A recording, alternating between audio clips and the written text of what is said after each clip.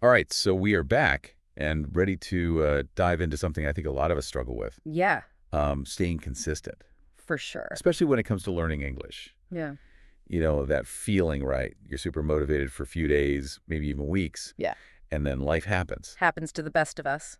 Yeah, but what if I told you we're about to unpack a guide Okay. called How to Stay Consistent in Learning English, the ultimate guide.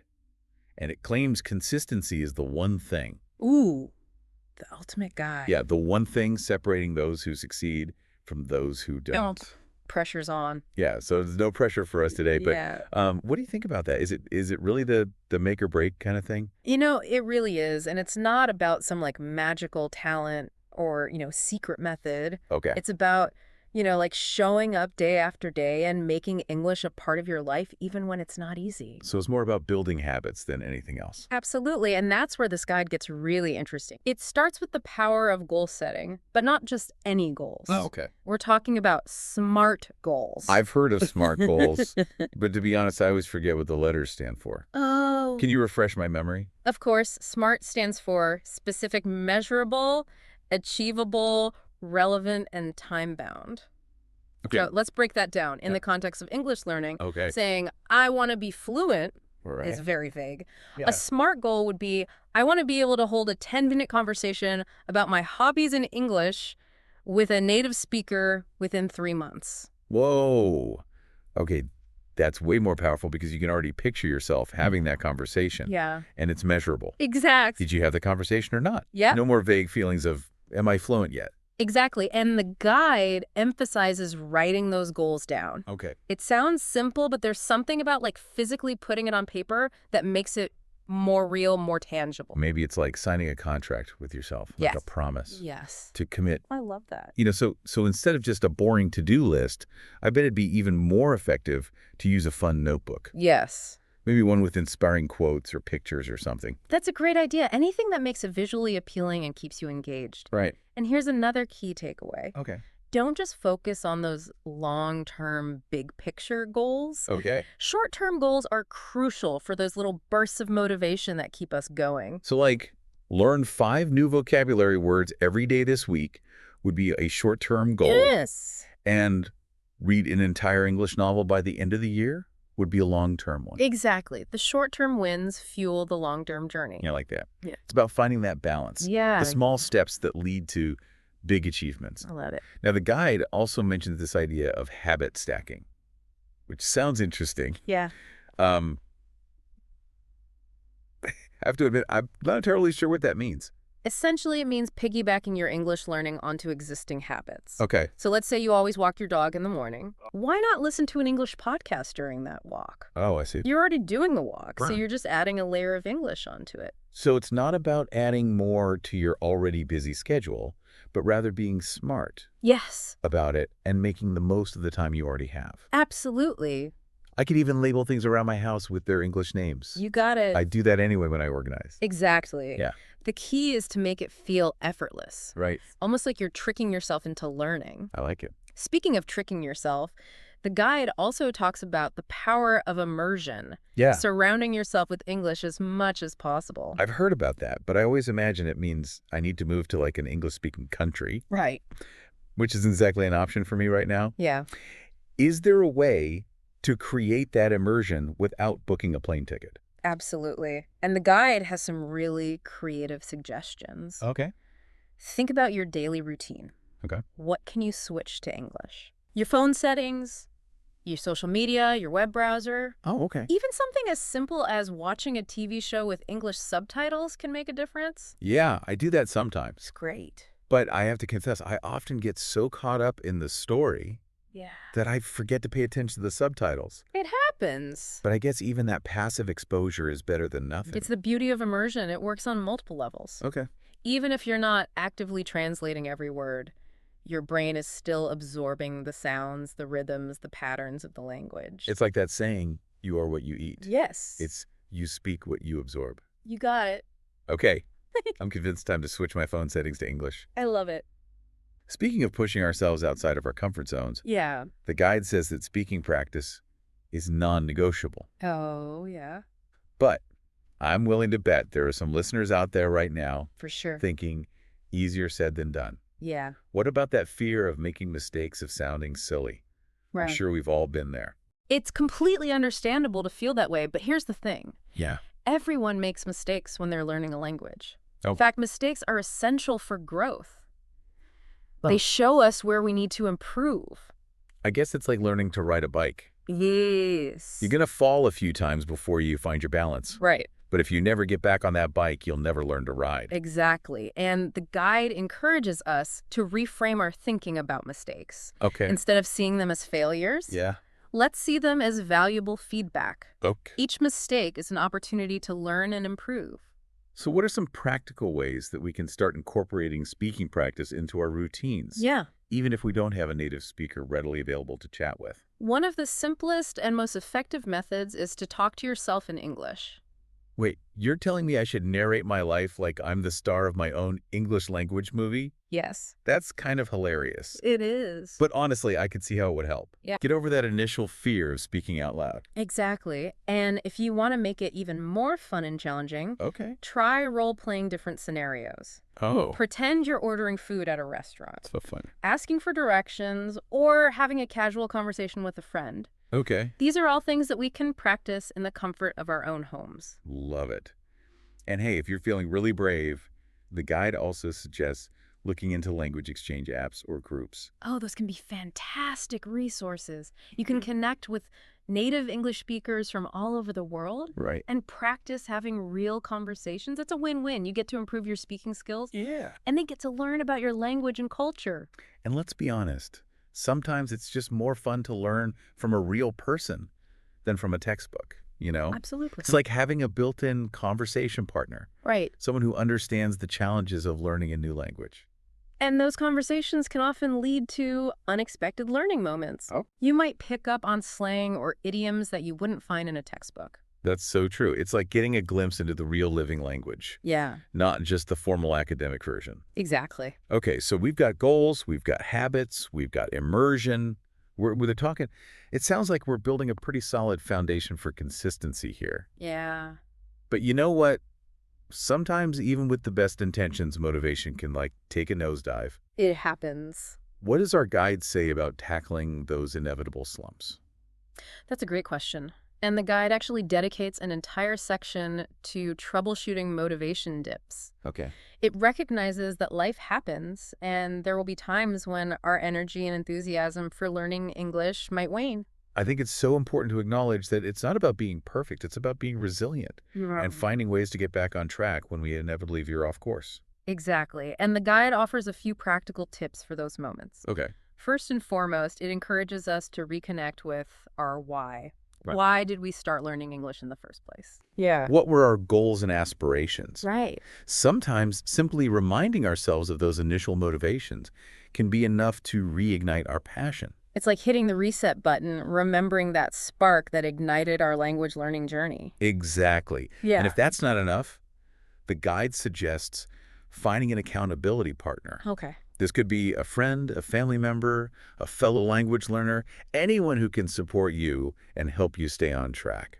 I love that idea. It's like having a cheerleader in your corner. Right. Someone to celebrate your wins with. Yeah.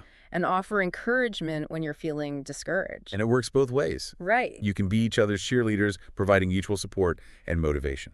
Speaking of support, the guide also mentions the power of community joining online forums, language exchange groups, or even local meetups. Yeah. Can provide a sense of belonging and shared experience. That's a crucial point. Learning a language doesn't have to be a solitary pursuit. Connecting with others who are going through the same challenges and triumphs can make the journey so much more enjoyable and rewarding. It's like knowing you're not alone in this. For sure. That there's a whole tribe of language learners out there Yeah. cheering each other on. Exactly. And those connections can often lead to unexpected learning opportunities. Oh? You might pick up on new study techniques, Oh. discover helpful resources, or simply gain inspiration from other stories. So even when we're struggling, we can find strength and encouragement Yeah. in the collective wisdom and experience of the language learning community. That's so reassuring. Absolutely. And it ties back to that idea of consistency being a journey, Right. not a destination. There will be ups and downs, twists and turns. For sure. And as long as we keep moving forward, even if it's just one small step at a time, Okay. Yeah. we'll eventually reach our goals. I'm feeling inspired. I'm starting to see consistency not as this rigid all-or-nothing concept, but as something more fluid and adaptable, something that can ebb and flow with the rhythms of our lives. That's a fantastic way to look at it. It's about finding a sustainable rhythm that works for you, Yeah. not trying to force yourself into a mold that doesn't fit. And that brings us to another important aspect of consistency, tracking our progress. Yeah. Our guide suggests keeping a learning journal. What are your thoughts on that? I'm a huge advocate for learning journals. Okay. They're incredibly valuable tools for reflection, self-discovery, and celebrating those hard-won achievements. I could see how they would be helpful for tracking our progress over time. Right. But is there more to it than simply recording what we've learned each day? Absolutely. The learning journal can be a space to explore our thoughts, feelings, and insights about the learning process itself. Oh, okay. It's a place to celebrate those aha moments, Yeah. to analyze those frustrating roadblocks, Right. and to identify patterns in our learning habits. It's like having a conversation with ourselves Yeah. about our learning journey, a way to become more aware of our strengths, weaknesses, and preferences. Exactly. And the guide suggests making it a regular practice. Okay. This could involve daily entries, weekly reflections, or even just jotting down notes whenever something significant happens in our language learning journey. I can see how that would be helpful for staying motivated Yeah. and seeing how far we've come, even when it feels like we're not making much progress. Precisely. It's a tangible reminder of our dedication and commitment, a testament to all the effort we've put in. Yeah. Even those small, seemingly insignificant steps. And those small steps, those consistent efforts, they eventually add up to something truly remarkable. Absolutely. It's the power of compounding in action. Wow. Each new word we learn, each conversation we have, each challenge we overcome, Okay. it all contributes to our overall growth and fluency. I love that analogy. It's a reminder that consistency isn't about sprinting to the finish line. Yeah. It's about enjoying the journey and embracing the process of becoming a more confident and capable English speaker. Exactly. And speaking of enjoying the journey, the guide also emphasizes the importance of rewarding ourselves along the way. Ah, yes. Yeah. The power of positive reinforcement. I'm a big believer in that. Me too. But sometimes it's hard to know how to reward ourselves Right. in a way that feels meaningful and motivating. What does the guide suggest? The key is to find rewards that are personally relevant and enjoyable. Okay. These could be small, everyday treats like watching an episode of your favorite show in English, Yeah. or listening to some English music. Or they could be bigger, more experiential rewards, Right? like planning a trip to an English-speaking country, Cool. or attending an event where you can practice your speaking skills. I love those ideas. It's Yeah. about connecting those rewards to our passions and interests, Exactly. making them an integral part of our language learning journey. And it's not just about the big milestones. Right. It's about celebrating those small wins along the way. Did you finally master that tricky grammar rule? Yeah. Did you have a successful conversation with a native speaker? Okay. Give yourself a pat on the back. Right. Acknowledge those achievements no matter how small they may seem. Those small wins are like fuel for our motivation, reminding us that we're making progress and moving closer to our goals. Precisely. And the guide encourages us to be creative Yeah. and personalize our rewards. Okay. What truly brings you joy and satisfaction? Right. What would make you feel proud of your accomplishments? I think it's so important to make the learning process enjoyable. Yeah. It shouldn't feel like a chore or a burden. It shouldn't. It should be something we look forward to, Right. something that brings us a sense of fulfillment and accomplishment. Absolutely. And when we find that joy in the process, consistency becomes much easier to maintain. Right. It's no longer about forcing ourselves to do something we dread. Yeah. It's about embracing an activity that brings us a sense of purpose and satisfaction. Okay. I'm convinced I'm ready to ditch the guilt trip approach to consistency Good. and embrace a more positive, joyful, and rewarding perspective. That's the spirit. And remember, it's all about finding what works best for you.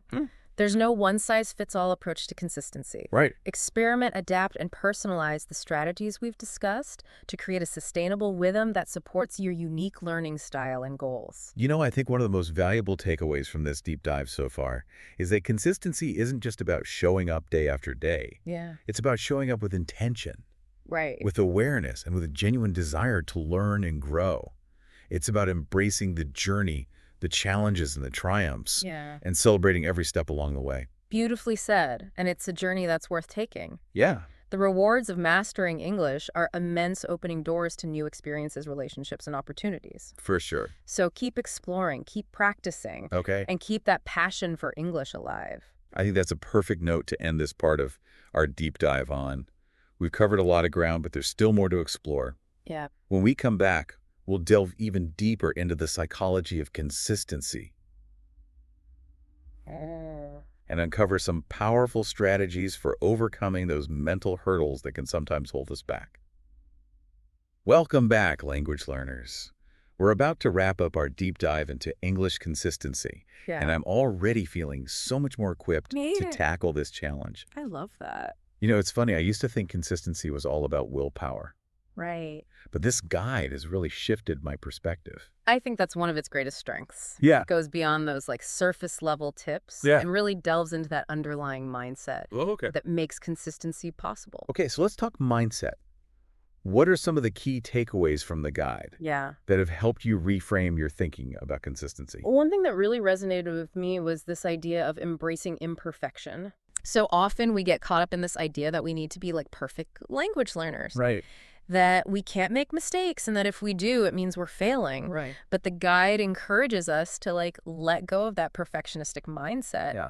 and embrace the messiness of the learning process. That's so important. It's like giving ourselves permission to be human, Yeah. to stumble, to learn from our mistakes, Exactly. and to keep moving forward even when we don't feel like we're making perfect progress. Exactly. And it ties back to that idea of consistency being a journey, not a destination. Right, There will be bumps along the road, detours, and like unexpected obstacles. for sure. But as long as we keep our eyes on the horizon Okay. and keep moving forward, even if it's just one small step at a time, Yeah. we'll eventually reach our destination. I love that visual, keeping our eyes on the horizon. Yeah. It's like having a compass Yes. that guides us, even when the path ahead seems uncertain.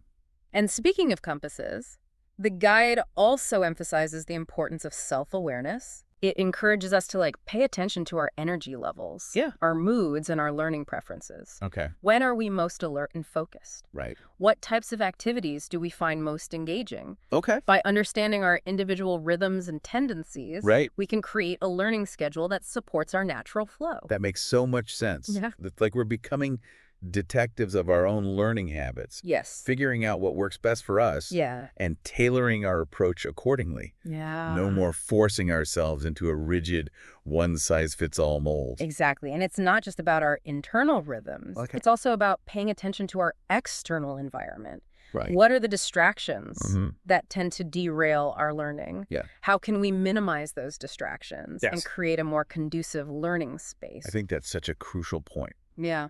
So often we blame ourselves for a lack of consistency, Right. but sometimes it's our environment that's setting us up for failure. Absolutely. It's like trying to study in a noisy, chaotic room. Yeah. It's going to be incredibly difficult to focus and retain information. Right. So the guide encourages us to be mindful of our surroundings and create a learning space that supports our concentration and motivation. Okay, so we're embracing imperfection.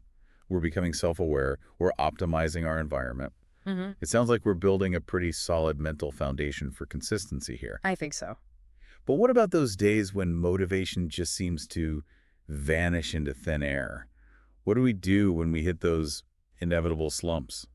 The guide offers a few powerful strategies for dealing with those motivation dips. Yeah. One of the most effective techniques is to break down our goals into smaller, more manageable chunks. I've heard of that approach, the idea of chunking information. Yes. But how does that apply to language learning specifically? Well, let's say your goal is to learn 500 new vocabulary words in a month.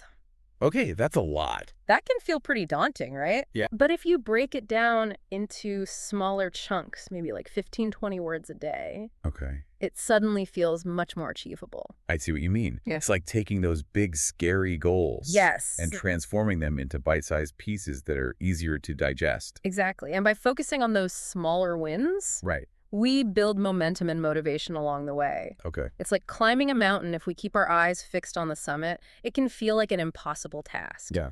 But if we focus on taking one step at a time, Yeah. we eventually reach the top. And I bet that sense of accomplishment we feel after achieving those smaller goals Yes. keeps us going even when the bigger goal still seems far off. Absolutely. It's like those little bursts of energy that keep us moving forward. Precisely. And the guide also encourages us to be flexible Okay. and adapt our learning schedule to our energy levels and daily routines. Yeah. There's no need to force ourselves to study for hours on end Right. if we're feeling exhausted or overwhelmed. Even short bursts of focused practice can be incredibly effective. So it's more about quality over quantity, finding those moments when we're truly engaged and present with the material. Absolutely. It's like the difference between mindlessly scrolling through social media Right. and having a deep, meaningful conversation. Yeah. One leaves us feeling drained and unfulfilled, while the other energizes and inspires us. I love that analogy. Yeah, It's a reminder that learning should be an enriching and enjoyable experience, it should. not something we dread or force ourselves to do. Exactly. And the more we can cultivate that sense of joy and curiosity Right. in our language learning journey, the more likely we are to stick with it,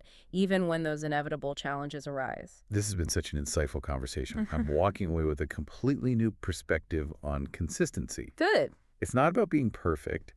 It's about showing up authentically, embracing the ups and downs, and finding joy in the process. I couldn't agree more. And remember, consistency is a skill that can be developed and strengthened over time. The more we practice, the easier it becomes. So for all those listeners out there who are ready to embark on their English learning journey Yeah. with renewed enthusiasm and commitment, what's one final piece of advice you'd like to leave them with? Believe in yourself, trust the process, and never give up on your dreams. The power to achieve fluency is within you. Powerful. It just takes a little bit of consistency, a whole lot of heart, and a sprinkle of joy along the way. Beautifully said. We're so glad you joined us for this deep dive into English consistency. We hope you've gained some valuable insights and are feeling inspired to keep up the amazing work. Until next time, happy learning.